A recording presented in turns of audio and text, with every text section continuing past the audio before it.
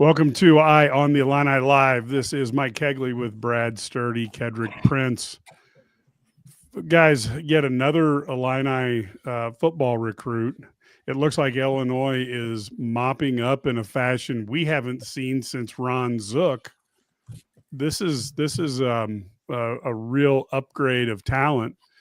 It's fun to see. Ked, you got recruits calling you.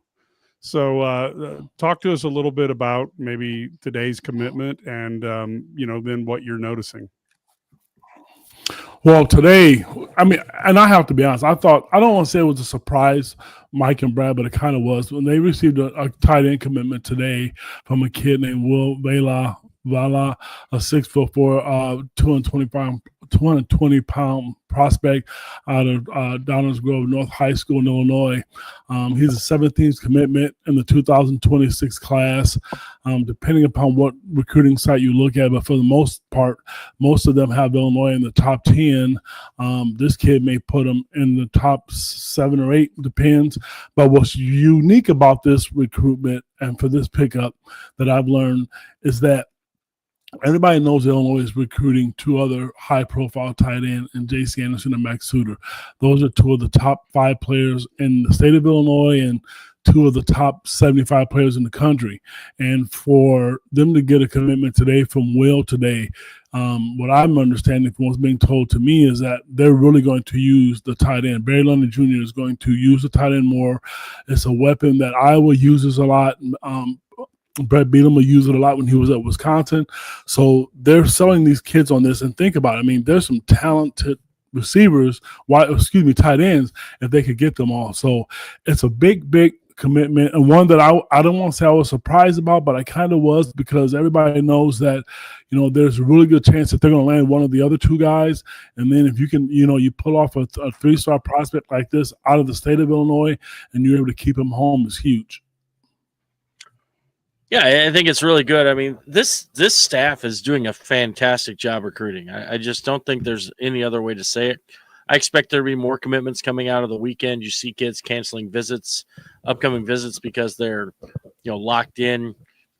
Kids, who visited, who were committed, and in football, commitments are always just verbal commitments, right? There's the kids. It's like fluid, a verbal. Brad. A guy told me it's very fluid. I'm gonna commit, but then hey, I'm gonna take 6 more visits while I'm committed. So, imagine if it's a good thing my wife didn't try out other people.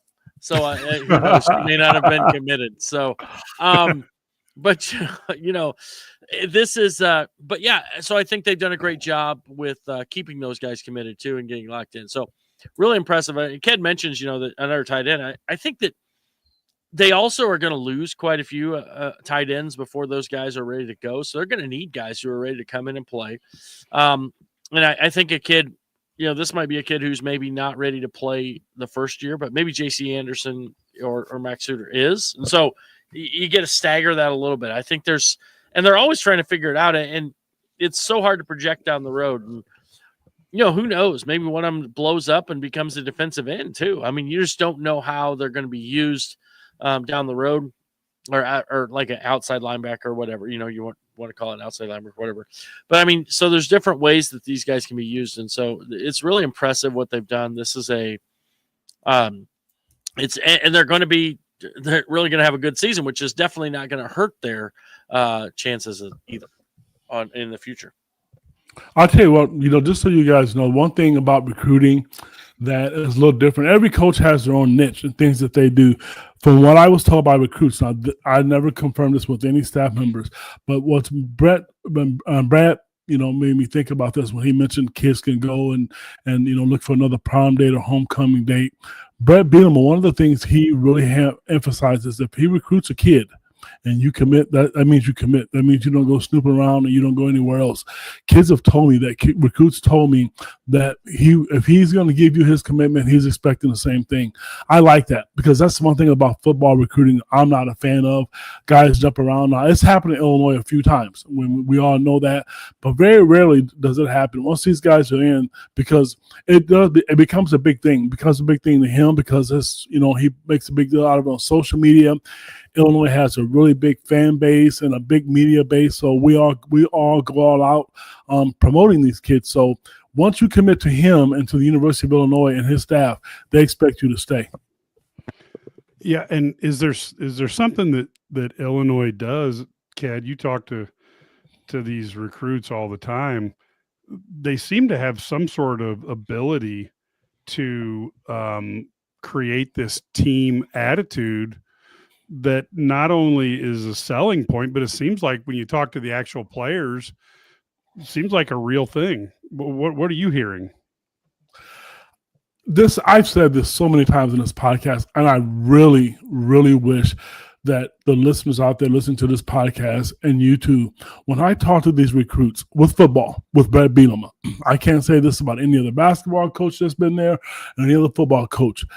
If Bret Bielema told them that they could walk on water, I think these kids believe it. They really believe what he's telling them. The thing, I just keep going back to some of these recruits telling me that when most of the head coaches don't recruit them number one, okay? It's always an assistant.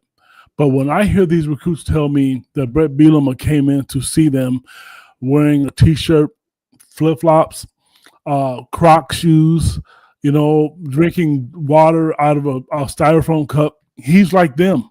He's not trying to big league anybody. And we know, how much money he makes.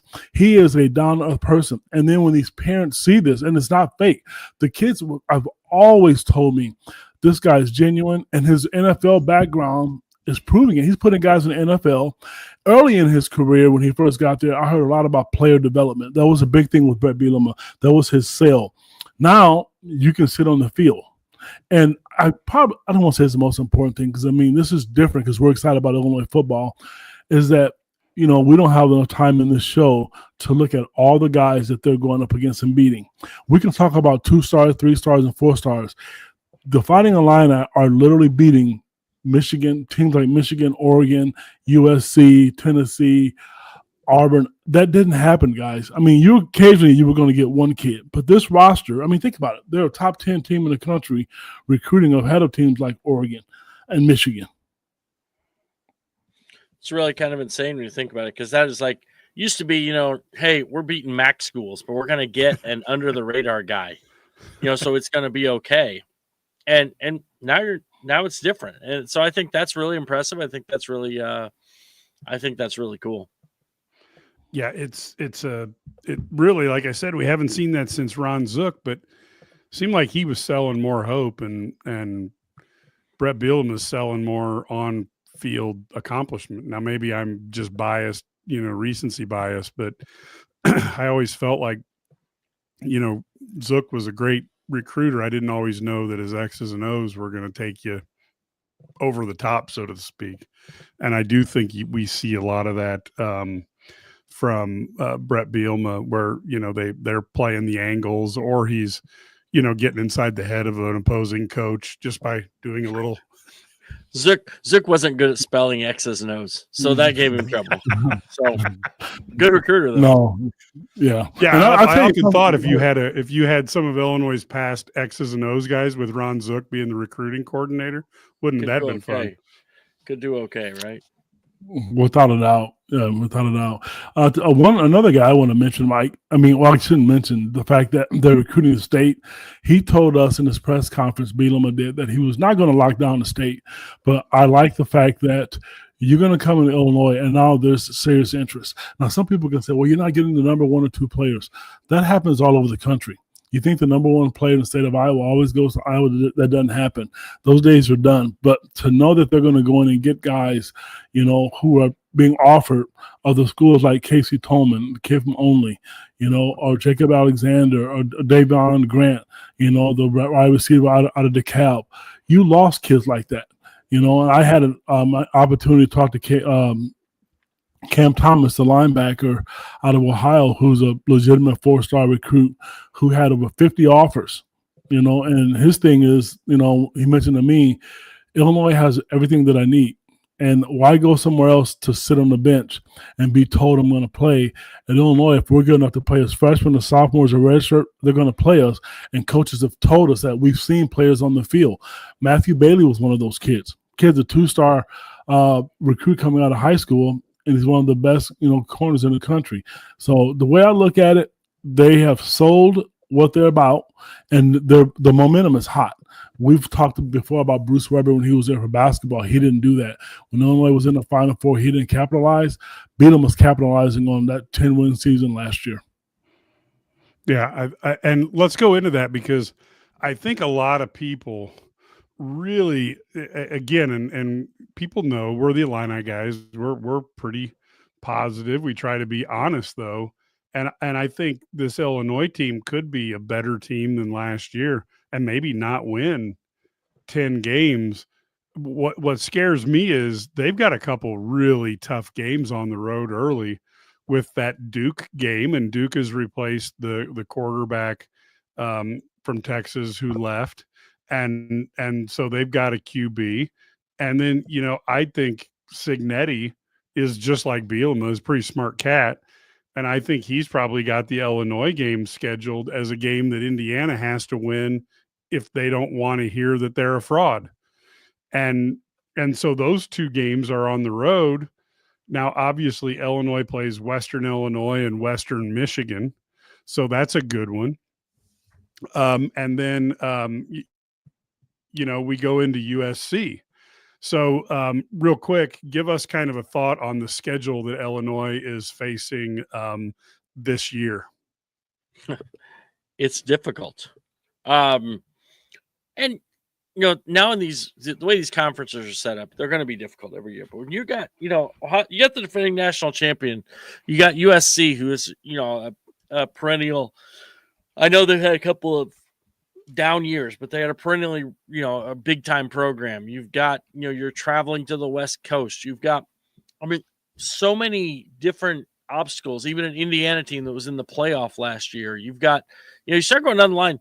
Remember, they won a lot of close games last year to get to that 10-win mark. And so they had to survive some stuff.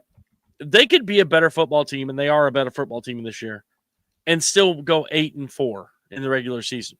It doesn't mean they're not. But I think this is the thing. That's what you want to be. You always may be in that team that's going to be in a bowl game. You have but if things click right, I'm not going to lie. This team could go 10-2 as well. So they could go 11-1, maybe. Who knows? I things agree. Click, and you never know who's going to get hurt on the other teams. There's so many different variables. But if you can go, if your downside, if you go 8-4 and you feel like that's a bad year, think about how the expectations have changed for this football team. If it's like, oh, we had a rough year at 8-4, I'm ready to build a statue at 8-4. Yeah. I'm not gonna lie. So. Well, especially going after winning 10 games, we've all been optimistic about this team and what the potential could be. And last year, it's in the past. And a lot of coaches will tell you that you shouldn't talk about it. But I will say, you go back to the Purdue game, the ball bounced their way. Look at the Rutgers game. What an ending! All those games could have went the other way. I think the big thing with this group, I think the talent is there. They are definitely more talented. They're not going to sneak up on anybody. They have to stay healthy to me.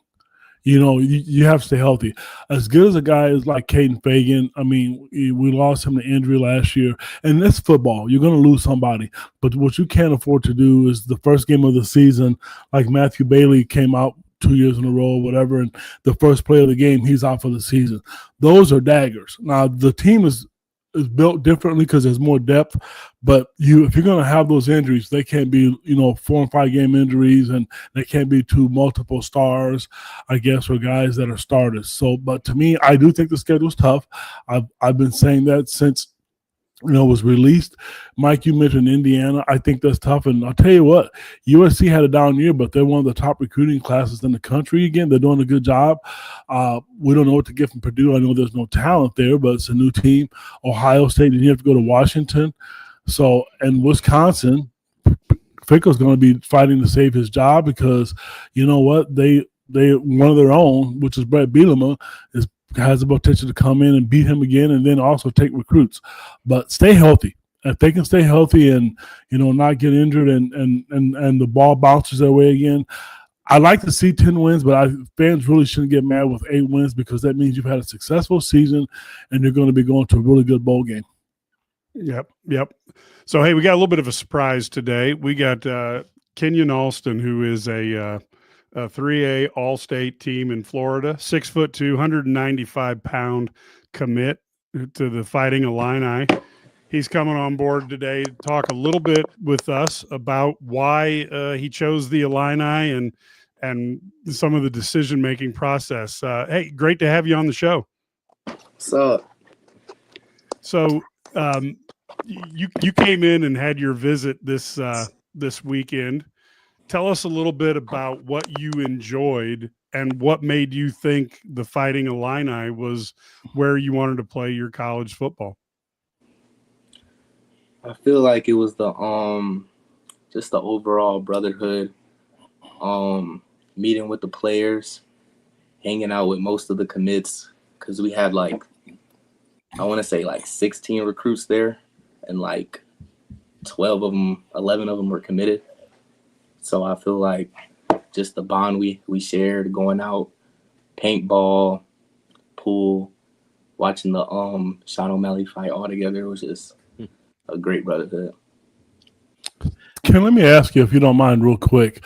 One of the things that we talked about before you got on the air was the way the coaching staff sell their love, their commitment to the players, why it's different in Illinois. What's different about Illinois compared to other schools? Because every school is going to tell you we're family, we're this, we're that. But Illinois is different. When you talk to all these recruits, they all tell me the same thing. Illinois is different. What vibe did you get, or what is really different about them compared to some of the other powerhouse schools? Obviously, Coach Bret being the whole game changer. I want to say the consistency with Coach Stepp recruiting me since last year, June 15th, because that's when I was able to talk to coaches. Just him being consistent, almost like every couple of days, checking up on me, getting me up there for visits and all that. It was just great. You obviously had a host of tremendous offers, from a lot of schools around the country, and also some schools in the South. What was it nice to come up here and see that it's not all snow and it's not all winter all the time? You can actually have some nice weather too. Yeah, I'm actually from up north. I'm from Michigan. I was born there, so I already basically got the gist of what the weather go be. But it was nice in Champaign this week. I feel good. So, we obviously there's some sort of thing about guys being underrated in Florida, and then they come up to Illinois and prove that they're stars.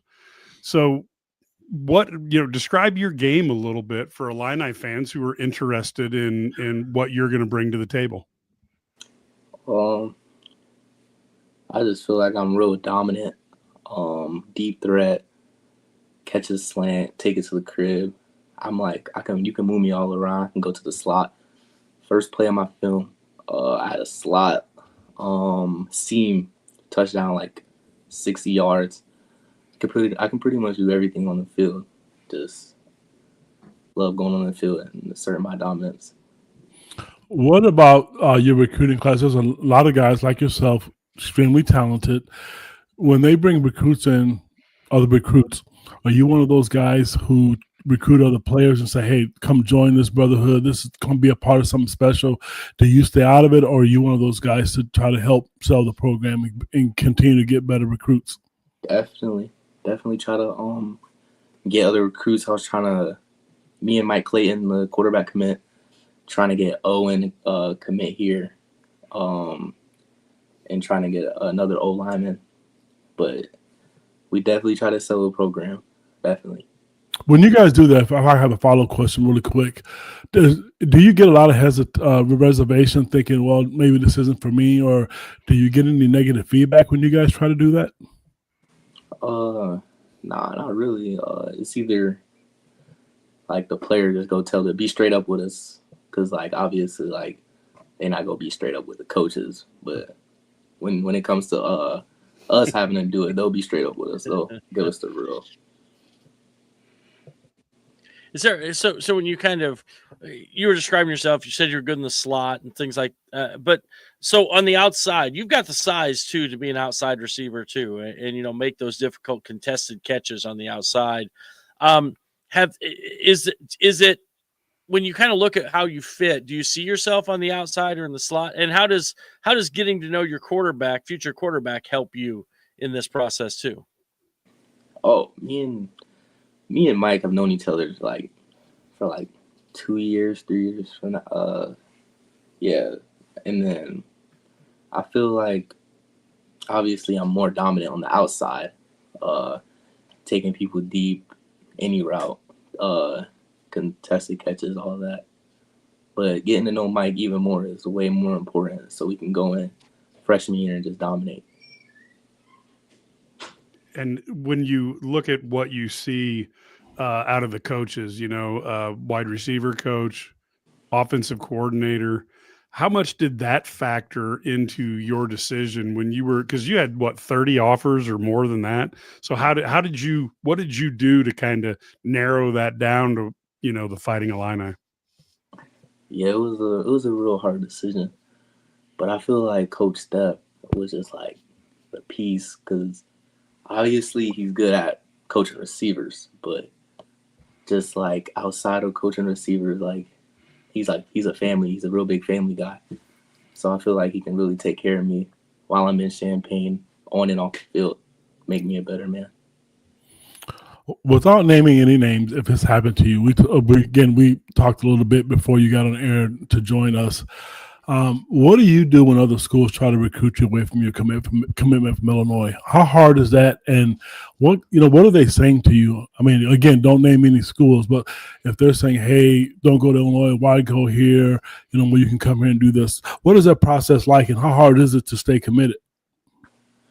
I feel like it's pretty easy to stay committed. You know, I have had schools just diss Illinois for like just dumb stuff. Example? I mean, just if you don't mind, just giving us a couple examples. They'll just talk about how they're a better throwing program. Talk about the receivers in the pass. And talk about the stats, throwing yards, receptions, passing yard, all that stuff. Receiving yards.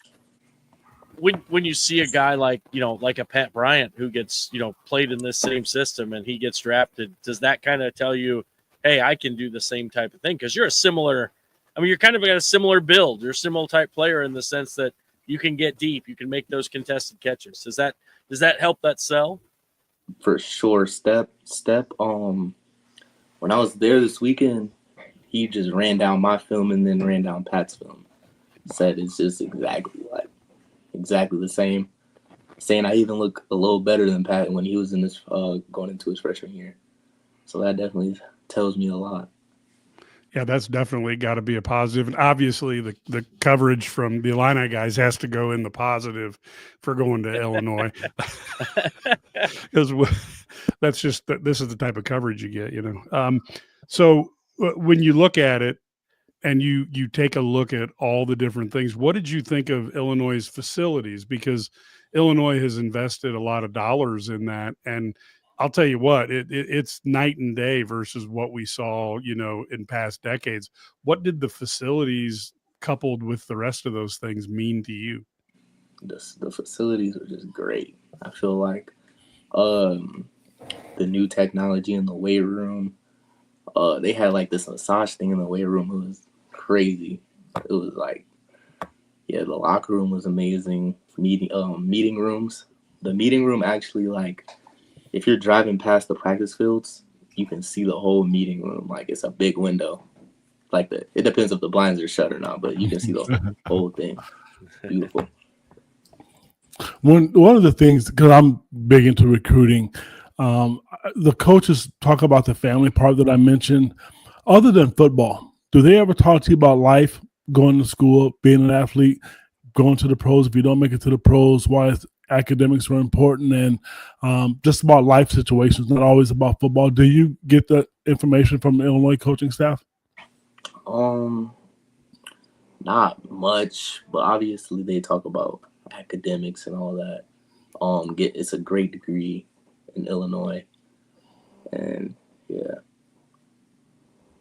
Perfect. Well, I tell you what, Kenyon, thanks so much for coming on. And we have Illini fans who really are so excited about you coming this way, and obviously locking down the recruitment process. And people want to get a chance to know you, and so we appreciate you taking some time out of your evening to talk to us.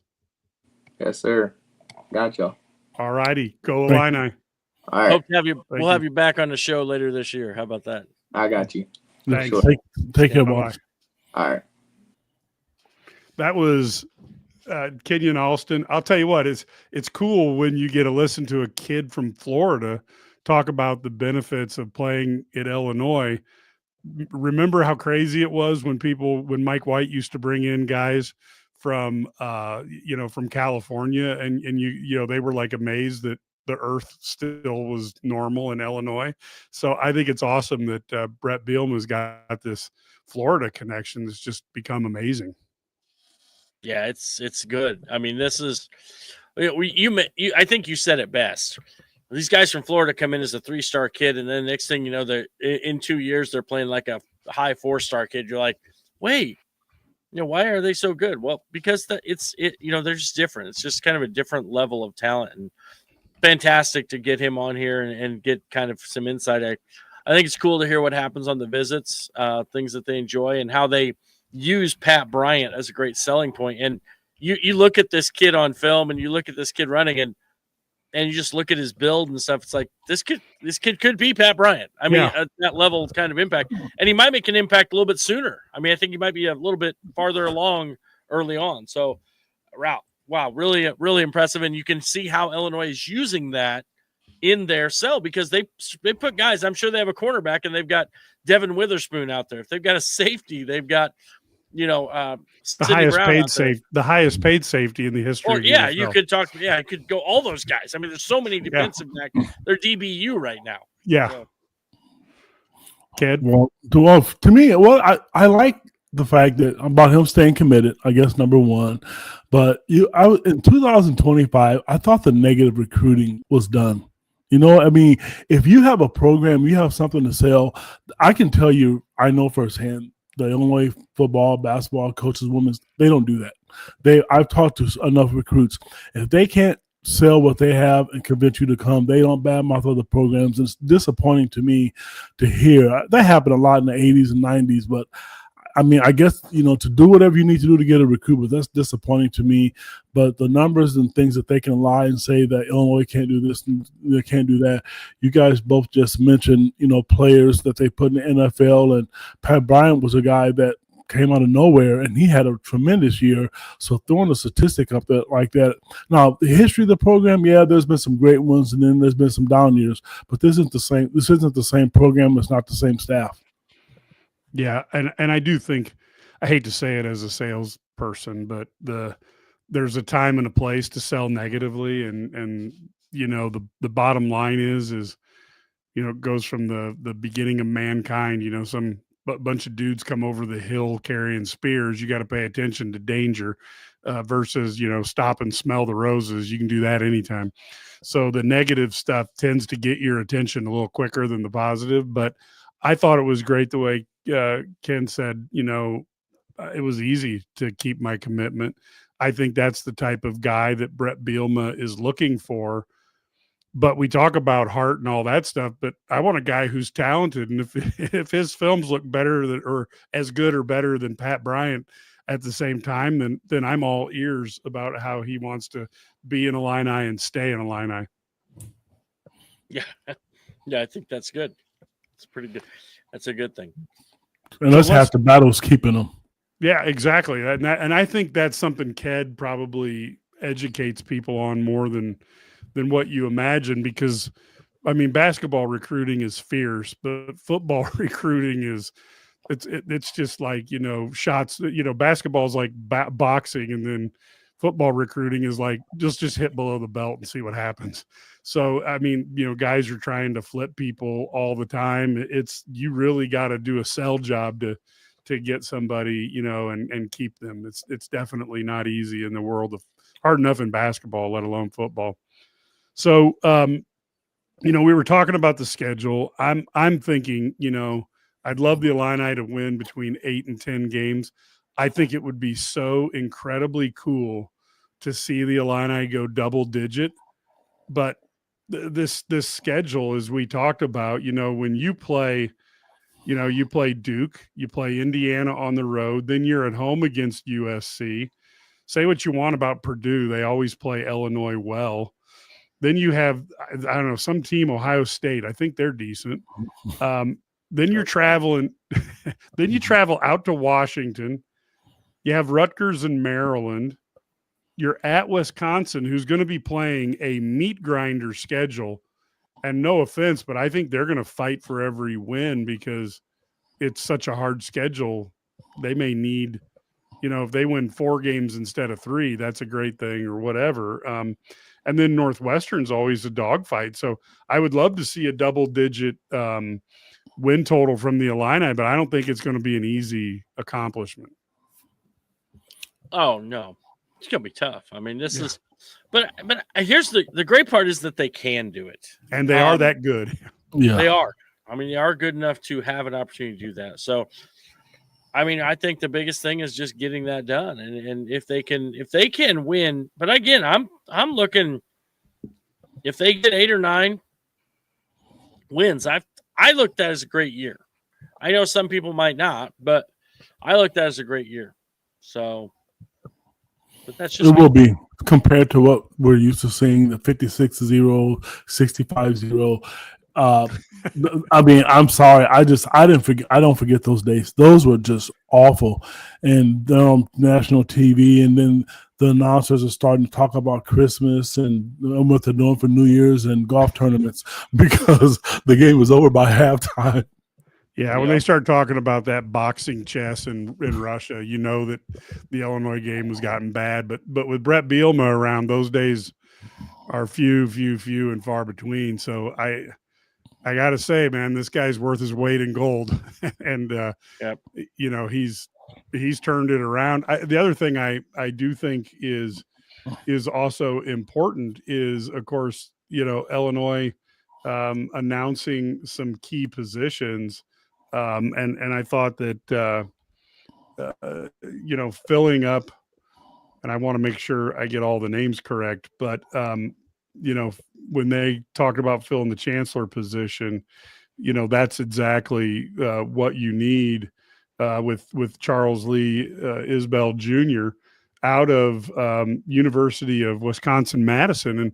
And look, what I think about Michigan and Wisconsin is they're two academic institutions that have used their sports to build their academic reputation and keep, elevating the kids who are, attempting to get in. I think this, at least on the surface, don't claim to know the gentleman, but on the surface, this looks like a really good hire compared to some of the guys in the past who, when they drove past Memorial Stadium, didn't know what a football stadium was.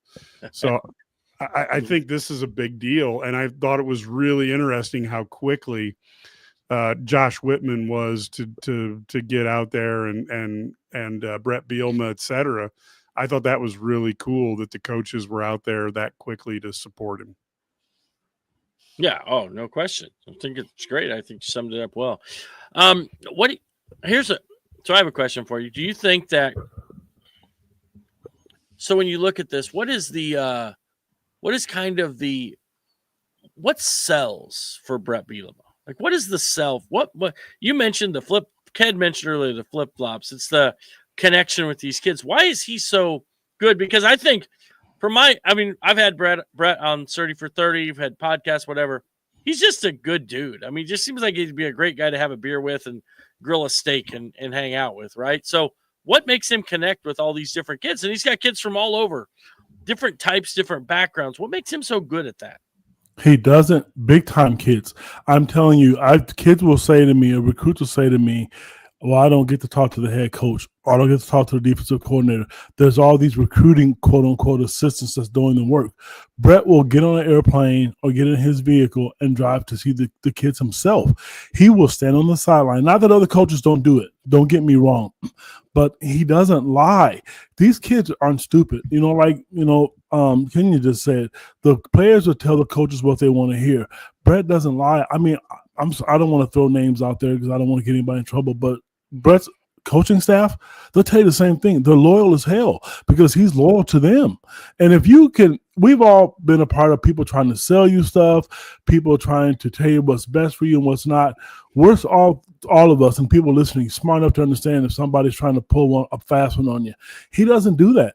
And even the kids that leave, they're not mad when they leave. I remember Josh Whitman talked about at our annual media day that they're proud because Illinois was one of the top 2 schools in the country that retained most of their kids who didn't leave in the transfer portal.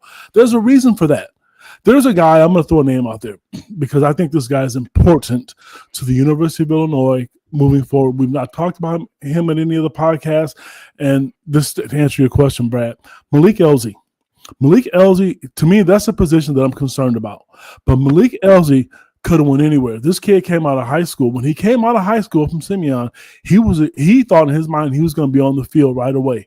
I thought for sure this kid would leave, and he's still there. He's still there because now it's his time to shine. They've made him better.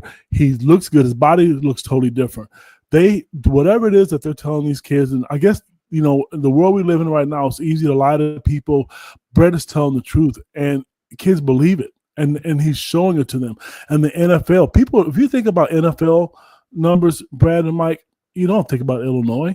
But you look at Bret's resume, and he's coaching the NFL. He hires good staff. It's hard to say no. The facilities are nice. Our fan base, I shouldn't say that. The Illinois fan base is as good as anybody in the country. It just is. I mean, you look at social media, it's tremendous. And when a kid commits, those recruits feel the love. I think the other one is a little bit harder to equate, but I think some of it comes down to the fact that Bret just works harder. When you're a coach and you're making, the money that a successful Big Ten football or basketball coach makes, it's easy to say, it's somebody else's job.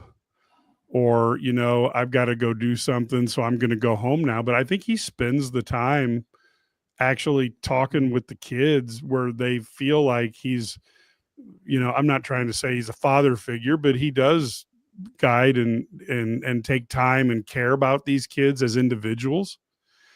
And I think the era of the coach who sits up in the office by himself and lets his assistants do the work and kind of is the puppet master, I think those days are gone because these kids, they can get paid anywhere and they can go anywhere. They can, at the drop of a hat, they'll be eligible at their next school.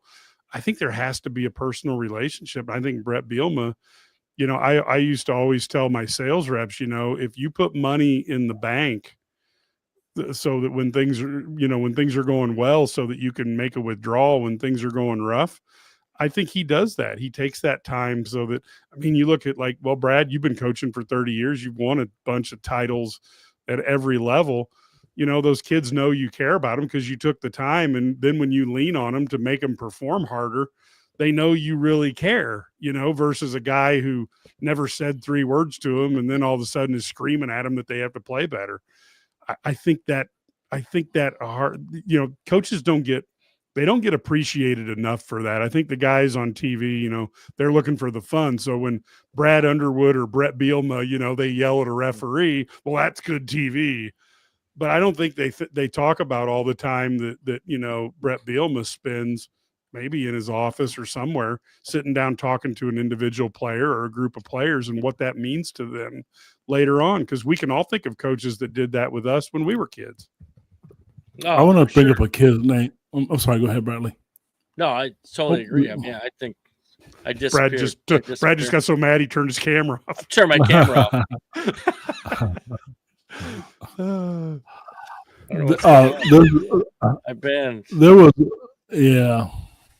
Look at Mike.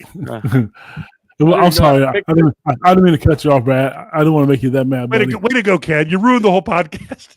You got a picture of me. I don't know how. What? Oh my gosh. Okay, Ken, we'll go ahead with the answer while Brad's doing his technical difficulties.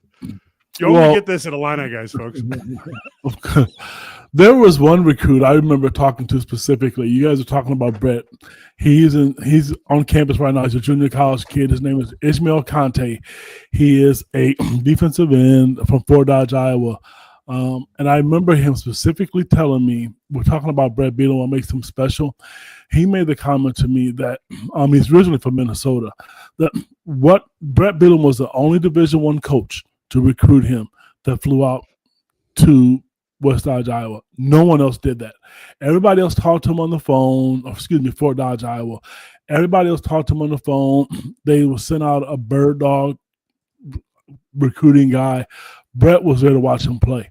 And I remember him telling me how upset he was being from the state of Minnesota, and they couldn't do that. They wouldn't even take the opportunity to do that. So if you want to know why and what you have to do to go recruit kids, it is different. I mean, and Josh, we have to give Josh credit because he's hired coaches that get it. They will do all the right things to go recruit kids. You look at the men's basketball staff, the women's coaching staff. They do a really, really good job. When I have the opportunity to talk to some of these people, Mike, and it always goes back to the coaches. And one of the I know we're talking football. Maddie Weber is a girl from Villanova who transferred to play basketball at Illinois.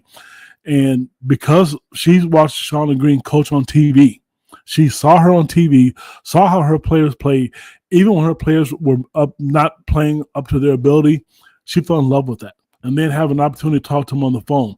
As a salesman, all those little things work, Mike, and if it works for your advantage, and it's truthful. You look at the women's program, the girls that could have left, they didn't leave.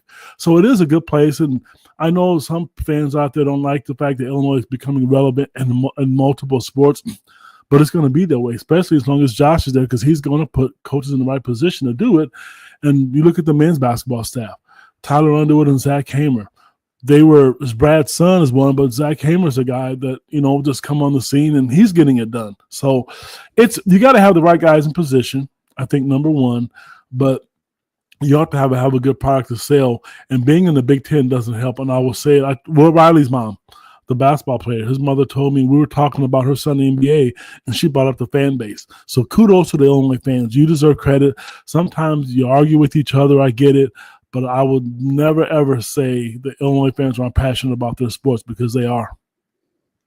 Yeah, I think the reason people don't like to travel to Fort Dodge, Iowa. It's only 33 miles from Clear Lake, Iowa, and people think of Buddy Holly and that plane going down there. So that may be why they don't want to do that. And then why would you not want to be relevant in multiple sports? And I think that's a fair question to ask.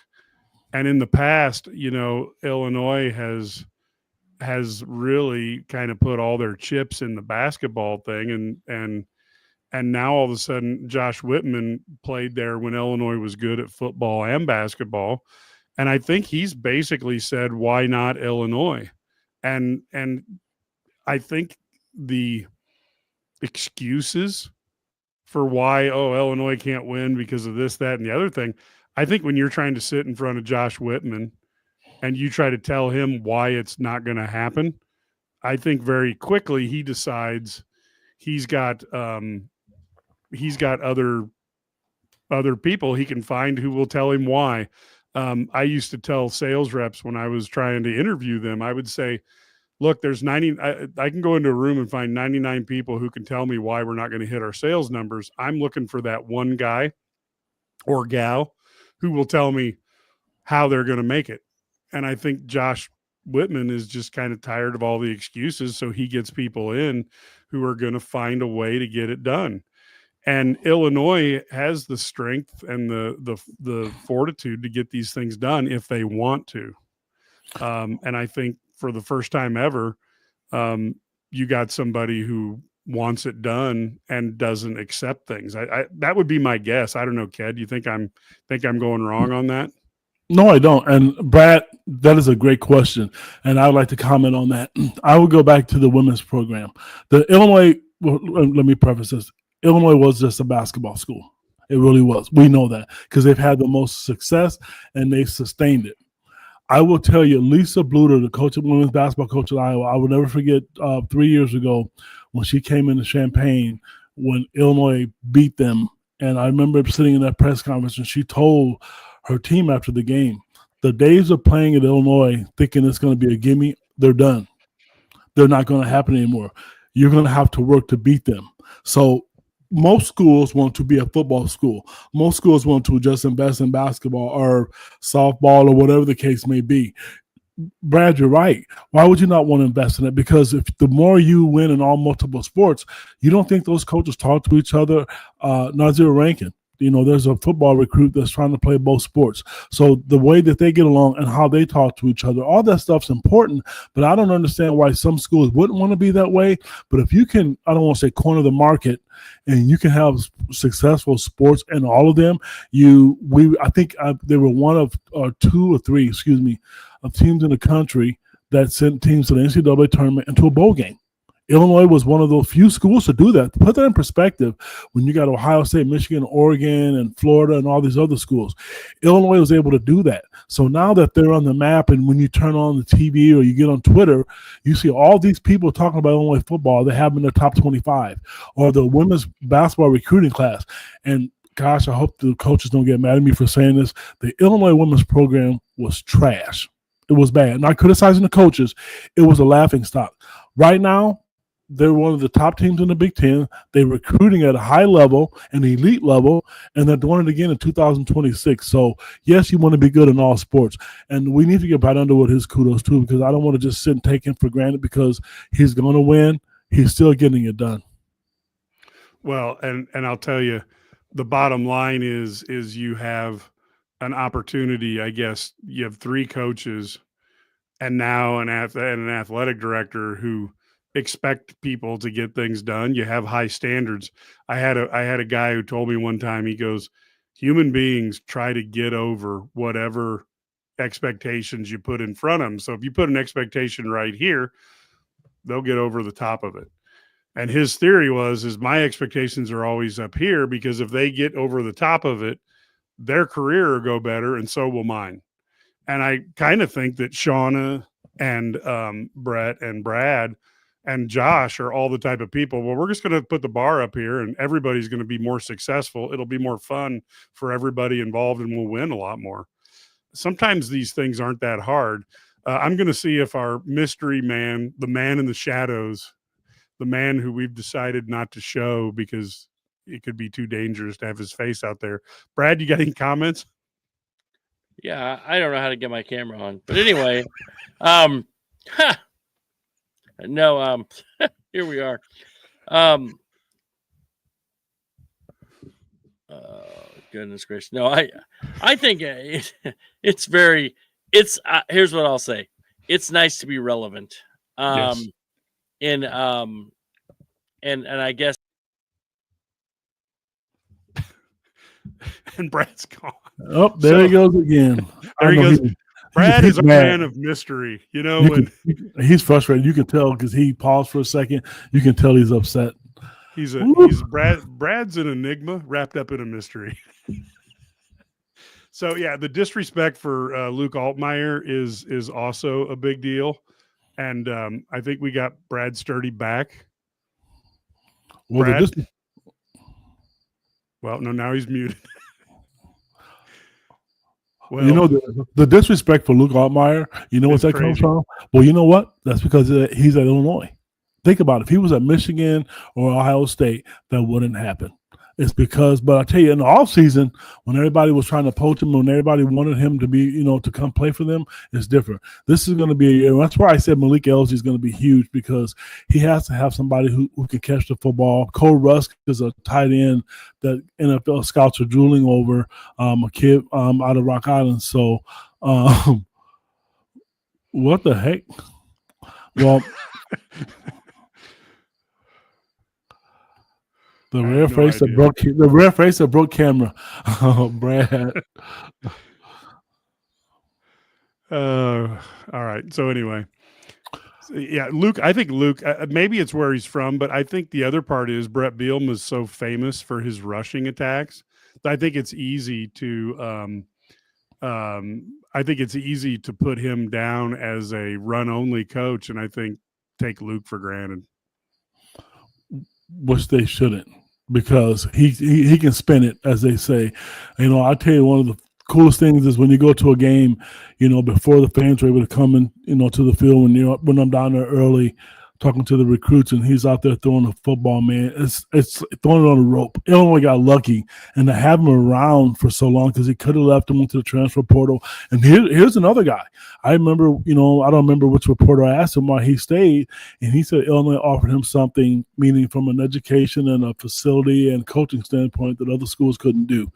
That says a lot, because, and you're right, you know, that the disrespect is awful. But if he wins games and they get those 10 wins, that disrespect's going to go away, because the quarterback, the receiver, and running back typically gets all the love. Yep. So, folks, we're going to kind of put a wrap on that here. We're getting close to an hour, and Ked, before we go, we're going to answer one more from Illini.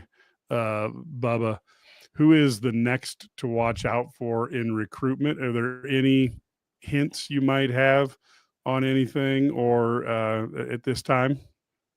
Well, if he's talking basketball, I talked to a kid named Colin Rice, who's out of Iowa this week. And I tell you what's unique about him.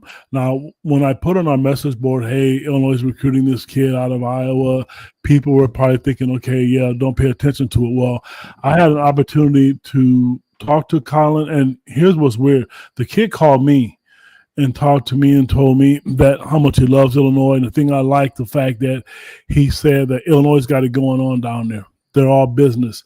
And he loved that. The thought of just him saying, hey, you know what?